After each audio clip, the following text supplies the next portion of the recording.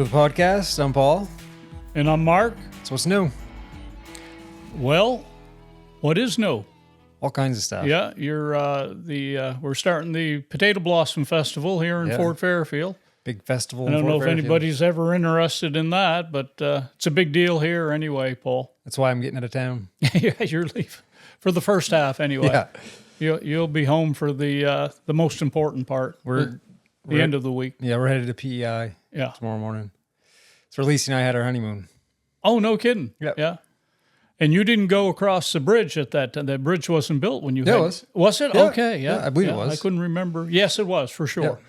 We took Brittany over there when she was a young girl. She's 38 now, so for sure it was built when you were married. Yeah. So I spent a good part of this week going through a bunch of old hunting photos. Yeah. Digitizing all those. Yeah.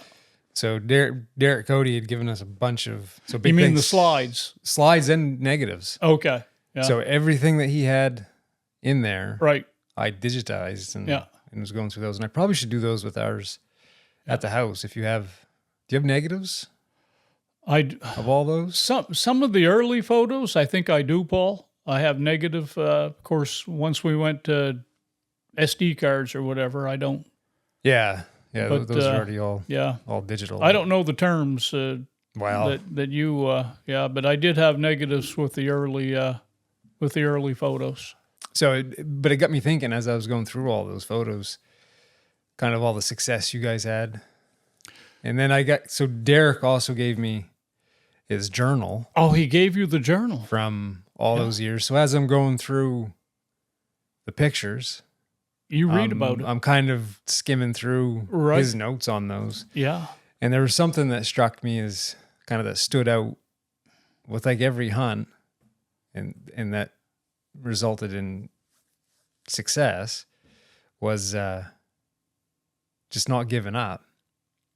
Yeah, yeah. And perseverance. You hear it mentioned on all the podcast, all the good hunters talk about that, Paul. Yeah, there was all kinds of good stories in there about, it didn't matter what the conditions were like. Yeah. And just, you guys never gave up. No. And I think of, what was it, 87 was the first year? I believe so, Paul. No one shot deer that year. No one shot deer in 87. And, no. And I want to say like 1990 was probably the most successful week.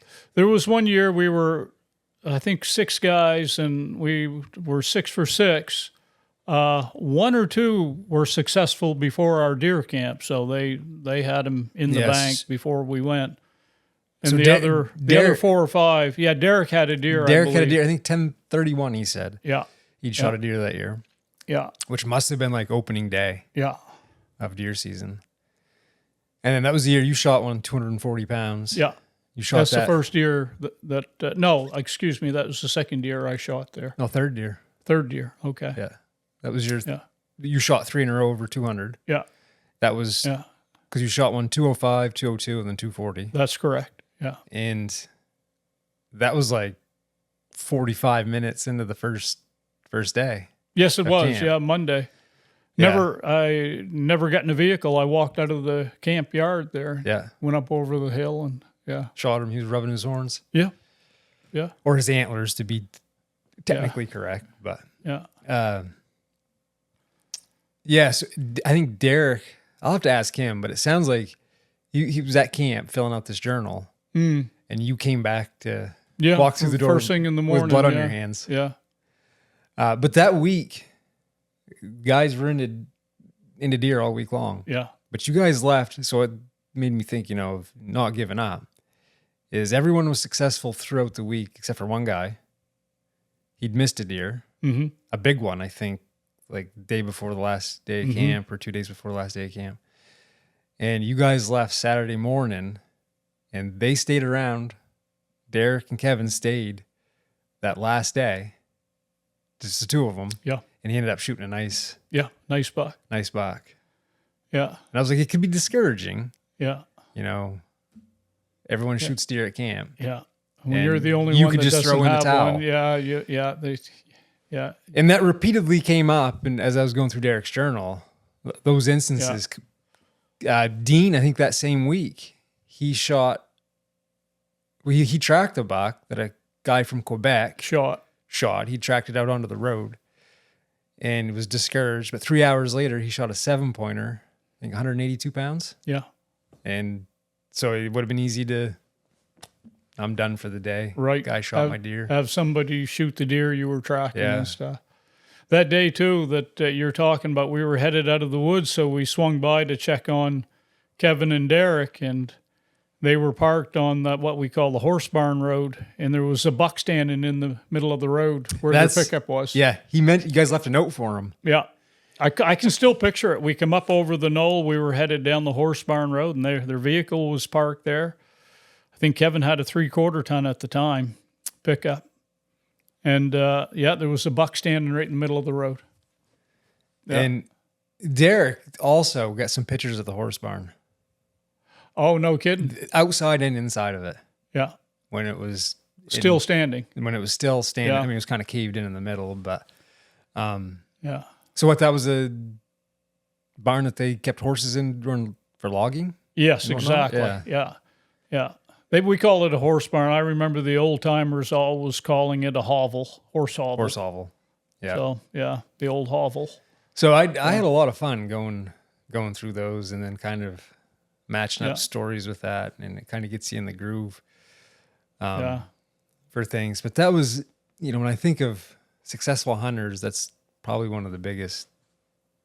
I guess it doesn't matter if you're doing stuff right or wrong. Right. It's the way other people think you Persistence. should be doing it. Yeah. Because there's a lot of things that we're inundated with nowadays that are really big. I don't want to say marketing stuff, but like you've got trail cams, Right. and cell cams and stuff like that Scents. have gotten really big, Calls. and food plots. Yeah. And I'd mentioned that to you the other day, just about, it seems like everybody does the food plot thing. Well, around here in eastern Aroostook County, Yeah. And I was thinking about that when I was thinking about this podcast and like things that I guess help you be successful. And I was really contemplating. I don't do food plots. no. And The way we hunted back in the time you're talking about out in the late 80s, that was a long way from food plot hunting. That was and back then that was a different type of hunting we were doing. So which was still the same way we hunt right now. It was the accepted way back then. Yeah. It's changed. It's diversified since then. But So the areas that we hunt, especially industrial forest, your cuts are your food plots. I mean, yeah, so, and that's one thing I was thinking of when I was thinking of this podcast or thinking of food plots, was like, how do you compete with natural vegetation, natural food sources for the deer, especially in an industrial forest where you've got cuts, regen, mature woods, all these various stands of growth. And you look at like this past year, the deer that I shot, that was in a fresh cut, tops everywhere. Yeah, a lot of feed in that cut. And huge cut. And you think, are food plots really worth the time and energy to do? And even around here in eastern Aroostook County, where we have mostly agricultural fields, so potatoes and stuff like that, I'm like, how do you compete with, those food sources? And I don't have the right answer. I don't do food plots. Yeah. But I think a lot of it's become, I want to say more of a trend, or more of a fad. Yeah. Than predicting your success or Right. contributing to your success. I don't know. What do you think of food plots? Well, it's not the way we hunt, Paul. So I mean, we don't even consider it. No. As far as doing it, and I think it probably sprang out of everybody watching hunting videos and stuff, and you watch these hunting videos from the big hunting videos, and it's almost always done on food plots. It is.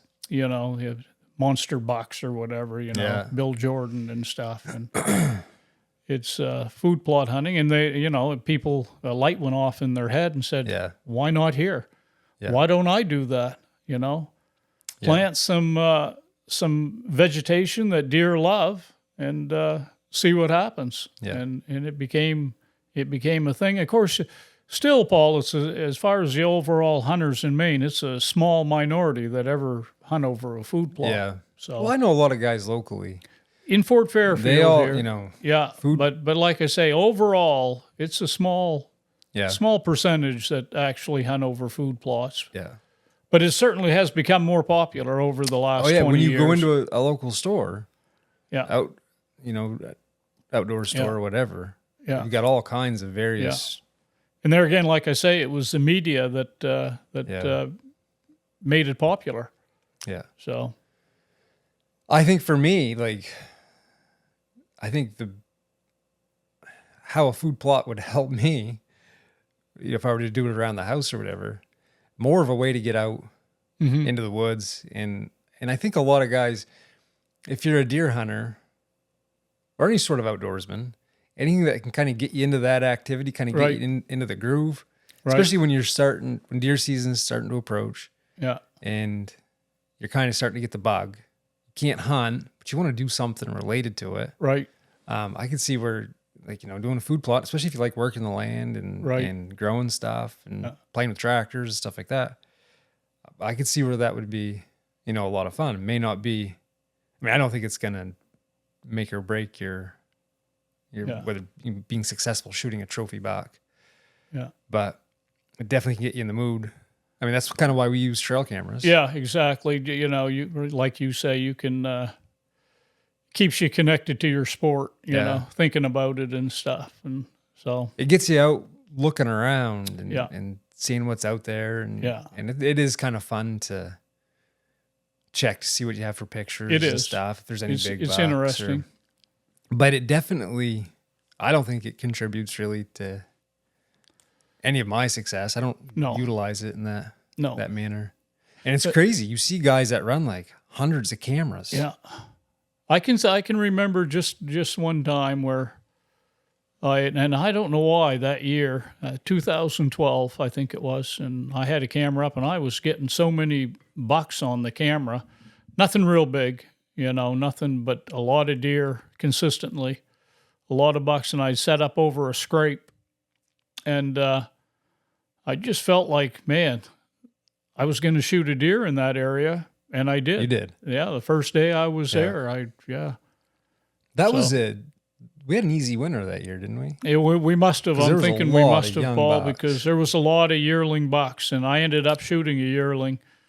There was a lot of yearling bucks there. There was a lot. Yeah. I had on different yearlings and some mature bucks on the game cam. So. And you shot a huge yearling buck. Yeah, it was 175 pounds dress, the yearling. It was a big yearling. And you had it aged. I did. Yeah. They sent me the card. The state sent me a card. Yeah. They pulled a tooth at the tagging station and sent it in, and I received a card in the mail with the age 1.5 years. Yeah. So. Yeah. The other kicker so we'll go back to the food plot thing, because I get thinking about that quite a bit, because people are kind of getting in that mindset. Yeah. But kind of blurs the lines to when does it become baiting? Oh, absolutely. Well, basically it is legal baiting. It's legal baiting. I'm not going to mince any words. It's legal baiting. You're feeding deer. Yeah. But they define it as like a standing or natural crop, Standing crop is legal. So I got a unique story about that. Back in the day, I knew a guy from up country, and there was an apple tree on an old farm. I thought of this story when. And he moved the apples from that tree just a little ways away, let's say 100 yards. But was it towards some more apple trees? It could have been, but he had moved them anyway. Yeah. And he shot a deer, and he got arrested. Or he didn't get arrested, but he got a ticket for it. He got cited for baiting deer. Now, those apples, like I say, if he hadn't touched them and he'd shot a deer under the apple tree, perfectly legal. But he moved them 100 yards, and he ended up, he shot a deer. And didn't he get, if I remember the story correctly, it was almost like someone had told on him. Someone reported him. And they went and asked him. He brought him right to where he shot the deer. warden came. Somebody reported it to the warden. So it wasn't like he came to his house and said, "Take me to where you." And it wasn't like he was trying to hide anything. No, and like I say, the apple tree was right there, and he'd moved the apples a little bit over here, and I remember asking him. I said, "Do you know who reported you?" And he said, "I'm better off not knowing." He said, "I'm better off. I'd rather not know." He said. Yeah. So, now I can see where that would be just an innocent mistake. Yeah. Like I've got a bunch of apple trees out here. Maybe I had, say, a shooting shack set up or something. Yeah. I don't, but let's say hypothetically if I did, I'm like, geez, I'd like to have a little bit of those apples maybe a little closer or a little bit. Yeah. And then it becomes baiting. Yeah, then you just go move them. And then you're illegal. Yeah. Yeah. So, when I just inside, like if I was like planting whatever species of crop that I'm not eating, I'm doing it for the solely to attract deer, to try to get deer to come in. And it's I'm like it's basically 100% sure. It's baiting. It's baiting. Yeah. It's just not the Maine's legal definition of baiting. Yeah. But in reality, you're baiting a deer. You're trying to feed a deer to come in and so you can shoot it. So that's always been something a little conflicting with me, but and I'm not saying anything against the people who do it. They're following the law. Oh yeah, they're following the law. Nothing wrong with it. No. But there's, like I say, if you want to get right down to the reality of it is the nuts and bolts of the you're baiting a deer. You're baiting a deer. Or whatever animal you're trying to lure in with food. So yeah. So I mean, I don't do food plots personally because it doesn't really fit into my style. Right. I guess you could say I hunt food plots. Yeah. Clear cuts and but that's real random, Paul. We go wherever the deer's going. Wherever the deer's going. There's plenty of cuts that don't have any deer in them, and some do, and they move around and they go from cut to cut, and they can be. And I guess that's the bottom line. It's the way we like to experience hunting is out in the wilderness, out in the woods, and that's the way we want to do it. And and you were talking about success, and certainly in Aroostook County, it's not a very successful way of hunting. The success rate in Maine is, I think maybe last year was 19%. It ranges between 15 and 19 in the entire state. No kidding. And I would, and I don't have the figures. I tried to find them in Aroostook County what the success rate would be, but it's way below the 19% mark, way below. So, and you're probably going to see the consistent same hunters that are contributing to most of the. They work at it, like success. You said. They're persistent. Well, as I was going through Derek's journal, there was just so many things as far as just staying in the game. Yeah. From you guys all like it was always kind of a opportunistic style of hunting. Yeah. A lot of tracking, a lot of going into winter roads and stuff like that. Sitting. Yeah. There were times when conditions weren't conducive to tracking or being mobile. Yeah. And there's Dale, for instance. Man, that guy, he could sit. He was a good hunter. All day long. He could recognize the spot, and he could be patient. And not leave the entire week. No, that's what I'm saying. He could be very, very patient, and he was good at recognizing a potential spot to shoot a deer and then just waiting. And he was a good shot. And when the opportunity came about, he was gonna make it count. So incredibly patient. Yeah, he was a good hunter. I think of the buck there the folding chair Yeah. that he used to. Yeah. I think that was the only deer shot that week. Yeah, that was Conditions were terrible. That was the only deer shot that year, and that was on the shortcut road. But he saw a place where it was crossing on a twitch trail across the shortcut road, and he sat up on it and Sat a shot chair. the deer. Sat right there. Yeah. So. What year was that he? I was just looking at that, Paul, in a photo album, and I cannot remember the year. I could look it up. Yeah. And see what year I'm, that was. I'm almost sure I missed that deer maybe the day or a couple days before. I was in the same area, and I tracked a little spike horn. I actually heard it walking, and it was not far away in some evergreens, and I kept waiting for it to step out. I never saw it, and then so I walked over to where I heard the deer walking, and I get on its tracks, and I tracked it right up to that shortcut road. It went across it, and it was standing on the other side. I think I shot at it twice running. No kidding. Yeah. I'm more than likely that the same deer. Yeah. It was a yearling. So he was just going back and forth. Yeah. Across that road. Yeah. Yeah. Dale was good at that. Yeah. He had some pretty good crossings. He was very good at it. Very patient. Which I'm not very good at. No. Sitting still. Yeah. I'm better at it than I was, but now the cold comes into play, and I don't tolerate the cold as much as I used to. And you sit for hours in November, and even if it's not really cold, I get cold. Yeah, it gets to you for sure.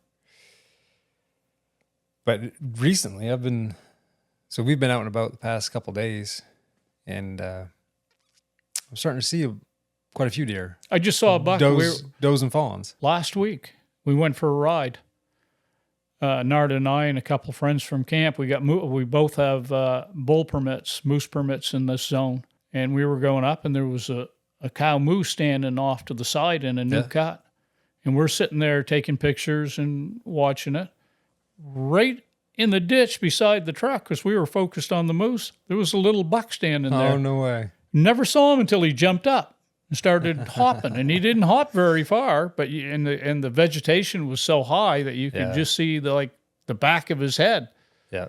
But he was right there, right in that cut. So, I've seen some deer this year.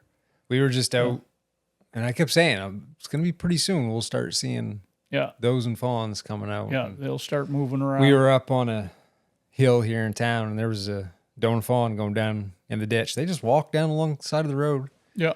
And kids get a kick out of a little fawn, all white spots. And then last night, just about every night now, I walk down here, and there's a 100-acre field behind the house that's planted with some cover crop.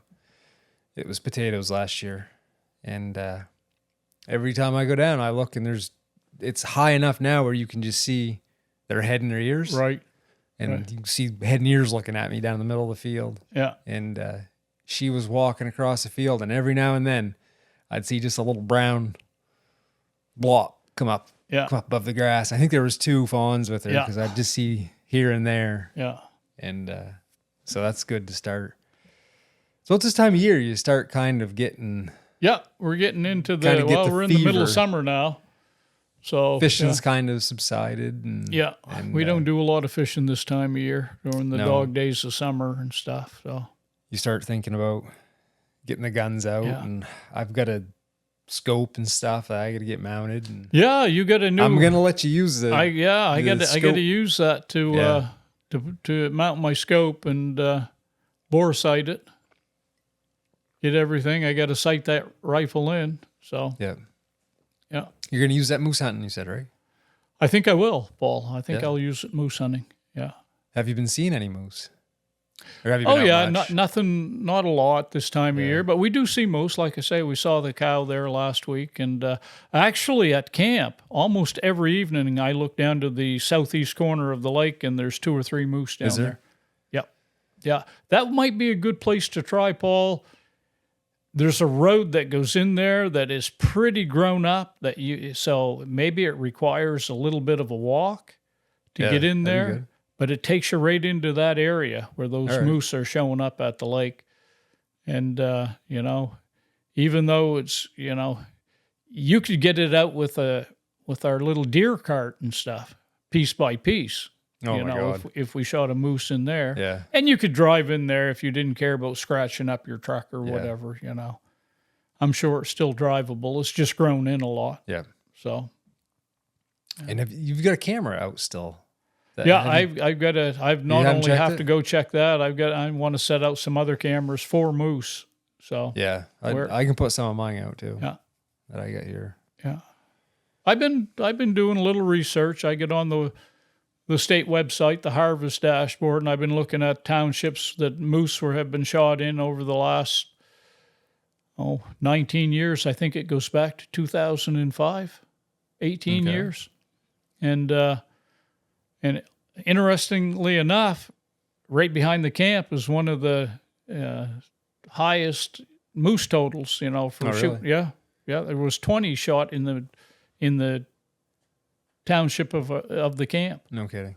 Yep. And there was 20 or so shot the year before. All right. Yeah. Yeah. And interesting in that aspect, I was looking back to 2005, and Fort Fairfield had about 20 moose. I think it was 20 moose shot in it. In the last few years, 0. I don't see any moose around here anymore. No, we don't see any moose anymore around the towns. A lot of, we have a lot of broccoli fields, and used to see moose out in the broccoli fields.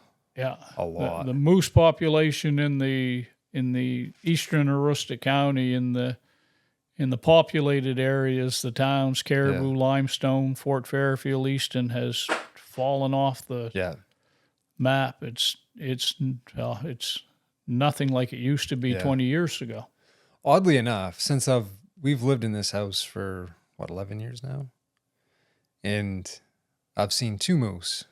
Yeah. Since we got a lot of deer, but I've seen 2 moose since we lived here. When we first moved in, there was a young one that went across the yard, and then this summer you saw one. It was a young one. Yeah. And we were outside, and I look, and I'm like, what's going across? First, I thought it was a bear. We have a lot of bear around here, and way down, I don't know, half a mile or maybe even further across the field, there was a moose. We used to see moose all the time in town here. I'd go into Presque Isle on the McBurney farm and stuff. And never. Very, very seldom. I don't remember, other than that moose this year, I don't remember the last time I saw a moose around here. Yeah. But he was lost. He's out in that field middle of the day. Yeah. Kind of just trying to figure out his way. Yeah. You get down to the road, didn't cross it, turned around and went back up towards the corner of the woods here. Yeah. So I guess as I was going through those pictures and uploading all those, I was thinking about just, there was a common theme to all the success of all those deer camps. And it really, guys, they just never threw in the towel. And just keep going.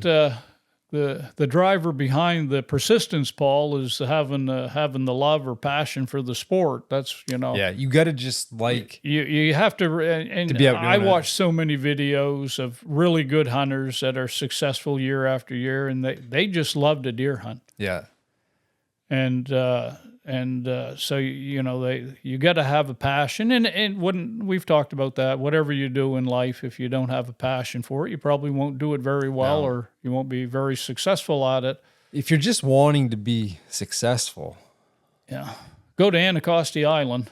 Yeah. So I was going through those pictures. Yeah. But if you're just wanting to be successful, I don't think that's a big enough carrot to keep you in the game. You got to love it. And in loving it, Paul, then you're persistent, and being persistent, you spend the time. Yeah. Time is a big factor. You can combine time spent with effort, and you're probably going to be successful. And I personally, I like it so much, especially tracking deer. When I was going to college down to Orono, on the island there was deer everywhere, and you couldn't hunt, but we would get a little bit of snow, right? And I would just go out and follow deer, just because it was deer season. Yeah, I wanted to be home deer hunting, Couldn't. I was at school So during the week. that's as close as you could come to the And experience. I so would go you out did that. and just see how close I could get the deer. And now you could combine that with the camera and, take a picture of the deer. And So now, even when I'm out deer hunting, there's not a lot of pressure to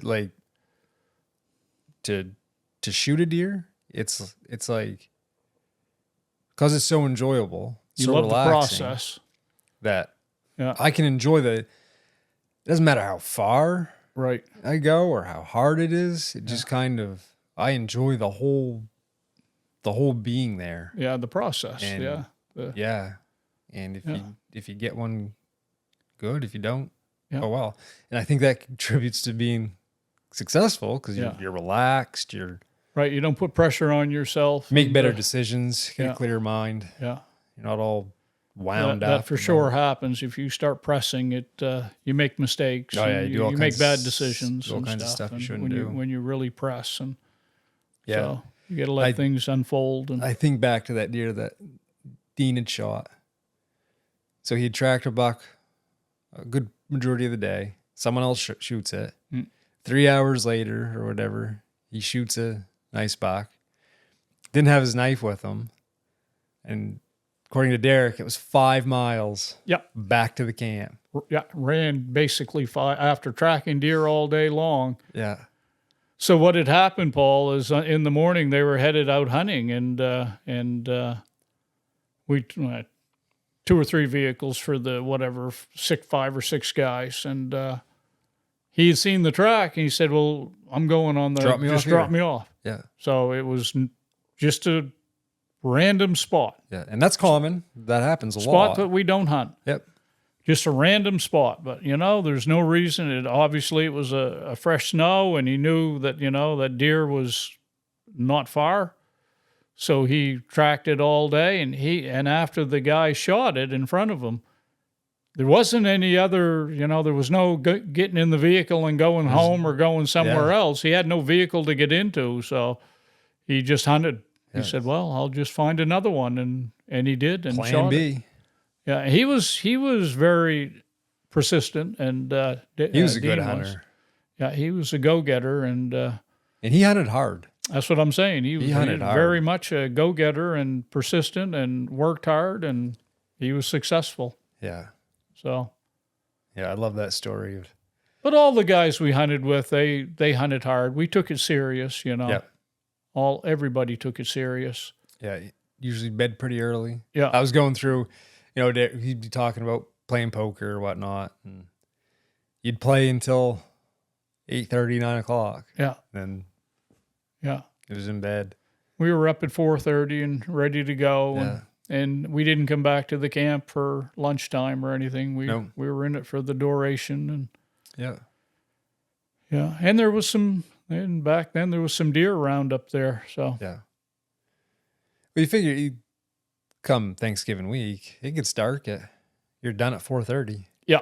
And so, by the time you have to get back to camp, supper, you've already been, if you go to bed at 8, you've already been back at camp 4 hours or whatever. Yeah. Well, although it was, some of those places you had a pretty long drive. It was pretty good haul from some of the areas that we hunted back to camp. It was, I'm going to say over an hour, Paul, a drive. Yeah.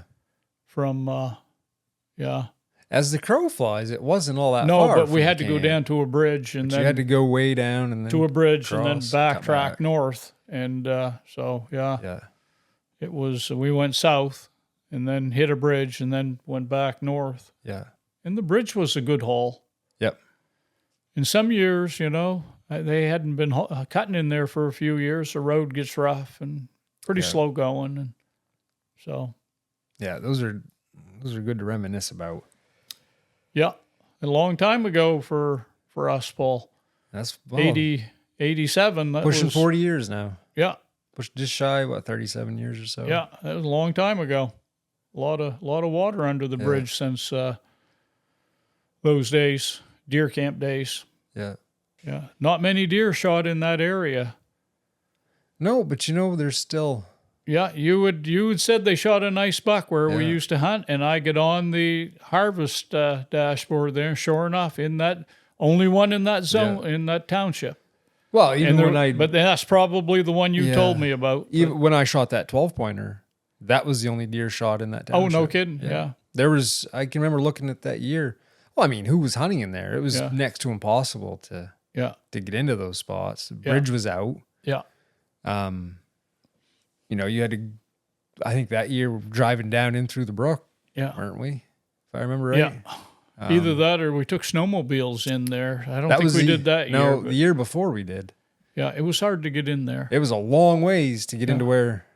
And it's remote, and not a lot of people go in there. No. You know, so you're not gonna. It was a long way from any populated area.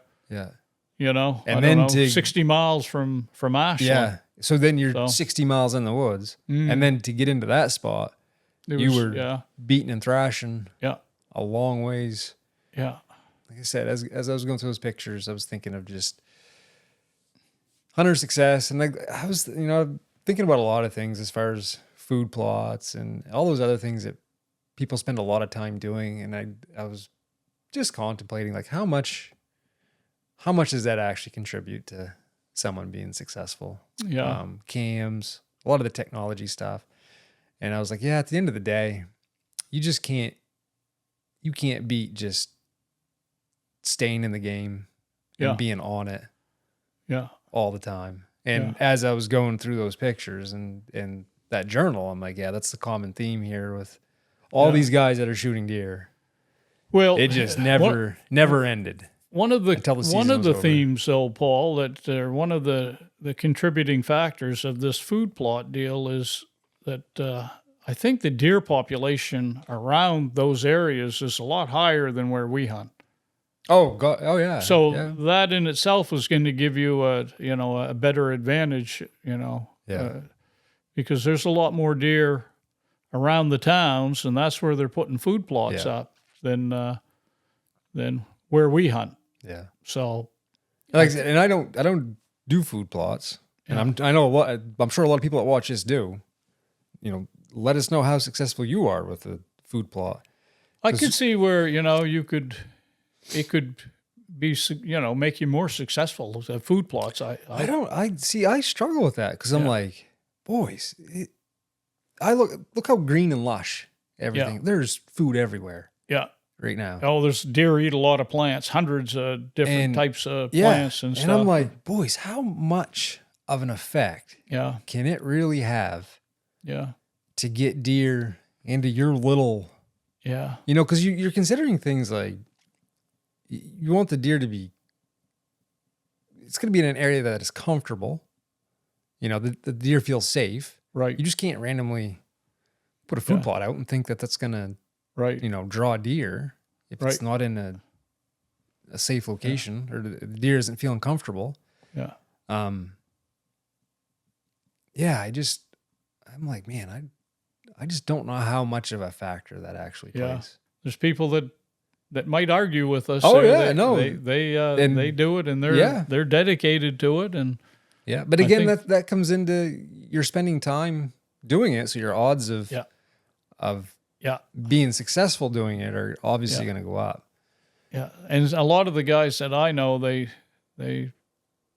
or I should say some of them, they're retired and they spend a lot of time deer hunting. Yeah. They spend a lot of days in their food plots. Yeah. Yeah, a lot of hours and stuff. But I regardless of how successful or not successful it is, I can still see the benefit to doing it because it at least gets you out. Right. Like even right now, it gives you something to do, gives you kind of that, it scratches that itch until it's time they're living their hunts, while they're planting and tilling the soil and yeah. And even if that's the only part that I guess is the successful part, it's probably worth it to some. Yeah. And I can definitely understand that 100%. Yeah. I've had people, Paul, over the years, a couple of different people over the years state that deer hunting is nothing but luck. and stuff. And I thought, I mean, there's boy, some luck to it, but you couldn't be any further from the truth. I mean, your luck is proportionate to the effort you put right. in and stuff. And it's not. You're right. Yes, you can go out one day and not know where you're going and just step out in the woods and shoot a deer, but It happens. that's not the way I want to rely on my success. Random. And any good deer hunter will tell you that's not how they approach deer hunting. Yeah. You want to take as much of the luck out of it, and by being out there as often as you can in the best spots, and doing the right things, increases your odds of that moment that you're going to get lucky. Yeah, it's proportionate to the effort that you put in. So and we've brought that time up and effort. Yeah, and we've brought that up before. Like, I mean, you can do everything right sometimes. Yeah. And it just, on the flip side, it just doesn't work out. Right. But does that mean you're not successful? I mean, Yeah. You didn't kill a deer, but right. Geez, you're still out doing what you like and what you enjoy. Yeah. Can't beat that. Always looking forward to the next season and stuff. And even though you weren't successful the season prior, you look forward to the next one. And attitude, we didn't touch on that, but most good hunters, and you always heard the Benoit say that when they go out, they feel just like they're going to be believe successful. they're going to feel, and I'm that way. Even though that I know the success rate isn't high, where there's the deer population is low, and I think I'm going to kill a deer this year. Yeah. I believe I'm going to. Yep. So, but I know I'm not going to do it from the living room couch either. No. So, I'm going to. You're 100% certain it's not going to happen there. It's not going to happen from the living room. Yeah. So, but I'm certain that I'm gonna have a chance to shoot a deer, and that. But I was sure of that last year, and I didn't. So stuff happens. Yeah. And that's a big thing, having the right attitude, and believing that that keeps you in the game. Oh, it does. That keeps you in the game. So if you don't think it's going to happen, you might as well just pack it out. I'll do it. Yeah. Because I mean, boy, that's not a good way to approach anything. No, everything in life. You got to believe that you can be successful and willing to work at it, willing to put the time and effort in. So. Well, good. I mean, I'm looking forward to this fall, but I don't want to rush summer by any means. We talk about that. Summers are short. We don't want to wish our life away. I see wish people the summer away. Posting some stuff online, like, X number of days till deer season. I so bad want to say, oh man, I know deer season's great, but let's not rush. Right. Let's not rush life. Right. Yeah. Because deer season comes and goes so fast. Yeah. And it's over before you know it. It's over before you know it, and winter's here, and that's a long stretch in northern Maine. Yeah. So, and we still got plenty of fishing to do. Hopefully, Paul. I haven't been out in a while. You gonna do any? I may try to put the boat in the next few days and do a little white perch fishing. No, really. I may try to get out and do a little white perch fishing there. Take advantage turning into one of those. Well, you got to do what what you're offered here. What the things change, and the opportunities there that was never there 10 years ago. So pretty soon you'll be bass fishing. Well, that's just like bass fishing. It is. Yeah. I guess they are a temperate bass. They're not really a perch. They're a temperate bass. So they fight good and eat good. So they do eat good. My kids love them. Yeah. They fight good and they eat good. Yeah. So, and there's plenty of them. That seems like a really good combination to me. It is. Yeah. Yeah. Well, anything else? No. Yeah. No. Things are growing here. Our potatoes in northern Maine it's been a good growing season. Are looking good, and so festival's kicking off. The festival's kicking off. I told you it was busy. I came through town an hour ago, and there was a lot of people in town, and so heading on vacation for a little bit, and then might start doing some gun stuff. Yeah, I get I got to borrow your bore sighter and your little mounting kit there. So. Does that have a torque wrench, Paul? It does. Yeah, I assumed it did. Yeah. The Yeah, whole, so I've watched a few videos on mounting a scope there to get just to be proactive, and so when I'm doing it, I can. Yeah. It I haven't even opened it yet, but I believe, if I recall, it's got, I think, some sort of grid layout. Yeah. And levels and bubbles and stuff. Oh yeah, whole 9 yards to get level everything your crosshairs nice and square and and level. reticle. Because I mean, I like most people, kind of do everything by eye, which is it's good enough. It's good. Yeah, I've always done it. I've mounted my own scopes and just did it. Yeah. You know, off the cuff. And to be honest, I mean, it's not like I mount enough scopes and stuff to really justify spending lots of money on all the gear. On all the But I had a gift certificate, and I was like, that'll be a good way to use it. Get something like that and see how well it. You're gonna do an unboxing. I'm gonna do something with the sights for sure, because I get some interesting sights for the gun. Well, hurry up and do that so I can borrow it. I know you want to. I'll do it next introduce. week. I'll do it next week. Yeah. So I need to borrow that. I haven't had time between work and vacations. And, you're busy. All that stuff.